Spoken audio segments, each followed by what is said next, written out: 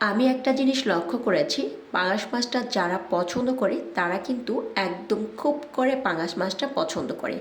আবার কেউ কেউ এই পাঙাশ মাছের নাম শোনা মাত্রই নাক ছিটকা ছিটকি শুরু করে। তো আজকে আমি এমন একটা রেসিপি শেয়ার করছি।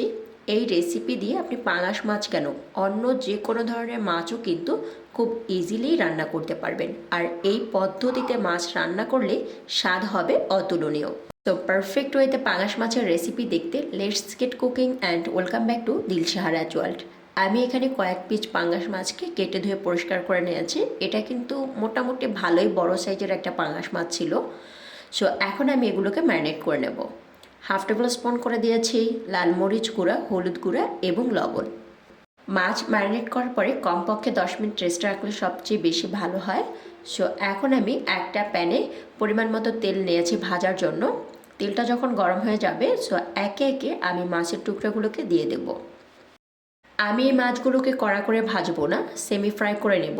অনেকেই হার্ড ফ্রাইটা পছন্দ করেন, সো সেই ক্ষেত্রে আপনার পছন্দ অনুযায়ী ফ্রাই করে নিতে পারেন। সেম রেসিপি ফলো করে আপনি যে কোনো ধরনের বড় মাছই কিন্তু রান্না করতে পারবেন।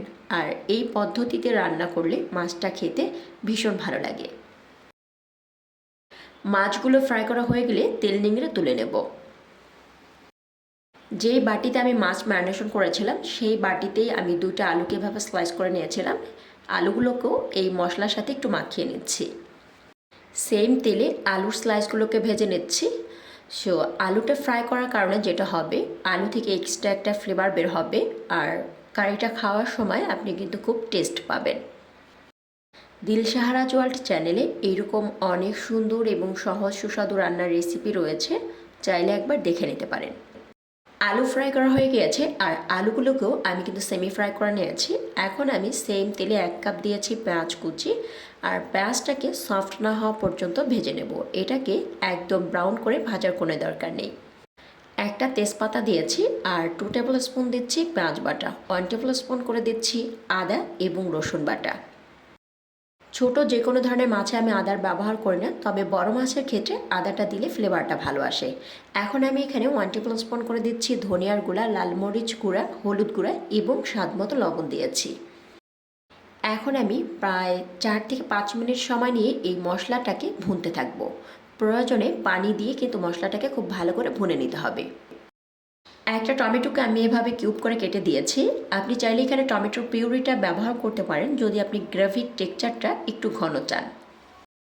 টমেটোটা দেওয়ার পরে আবার মশলাটাকে কিছু সময় কষিয়ে নিয়েছি। এরপর আমি এখানে পানি দিয়ে দিচ্ছি। পানিটা অবশ্য আপনার উপর ডিপেন্ড করে আপনি গ্রেভির ঘনত্বটা যেরকম চান।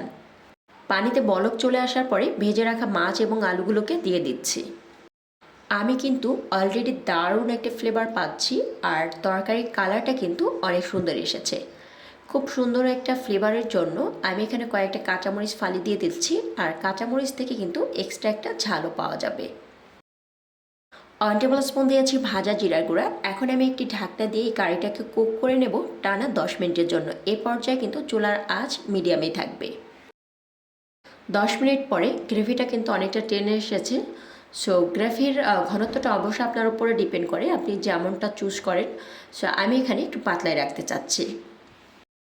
আজকের মাছ রান্নাটা আমি কমপ্লিট করব উপর দিয়ে কিছুটা ধনেপাতা কুচি ছড়িয়ে দিয়ে। ধনিয়া পাতাটা দেওয়ার পরে প্রায় 1 থেকে 1.5 মিনিটের জন্য কুক করে গ্যাস ফ্লেমকে অফ করে দেব। আশা করছি আজকের রেসিপিটি নিশ্চয়ই আপনাদের কাছে অনেক ভালো লেগেছে। ভালো লেগে থাকলে অবশ্যই আপনার ফ্রেন্ড এবং ফ্যামিলির সাথে শেয়ার করবেন। আপনারা দেখছিলেন দিলশাহারাজ ওয়ার্ল্ড। এরকম সুন্দর সহজ এবং সুস্বাদু রেসিপি পেতে অবশ্যই দিলশাহারাজ ওয়ার্ল্ডের সাথেই থাকবেন। ভিডিওটি ভালো লাগলে একটি লাইক করবেন এবং চ্যানেলটিতে সাবস্ক্রাইব করে পাশে থাকার আমন্ত্রণ করছি। আবারও দেখা হবে নতুন কোনো এপিসোড নিয়ে। ততক্ষণ পর্যন্ত ভালো থাকবেন, সুস্থ থাকবেন। আল্লাহ হাফিজ।